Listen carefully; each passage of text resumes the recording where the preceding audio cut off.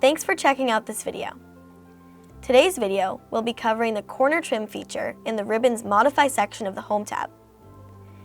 It specializes in cleaning up corners with overlapping lines in just a matter of clicks.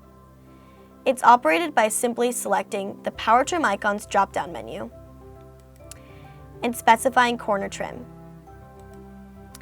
From there, DraftSight's command window will prompt you to first specify the entity you want to trim, and then select your second curve or line.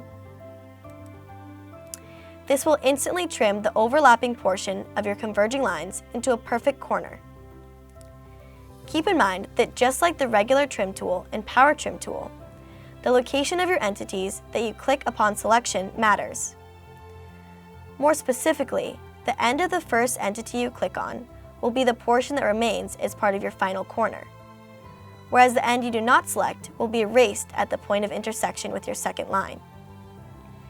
And same goes for where you select your second line in relation to your first. Lastly, the corner trim feature shares the same drawing eraser ability as power trim. After selection of this command, you can just click and drag your cursor over portions of your entities that you want to be removed, instead of selecting your entities individually.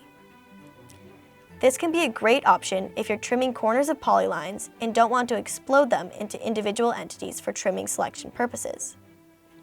So try it out for yourself to do more with your DraftSight experience. If you're looking to learn more, visit the blog page or visit DraftSight.com.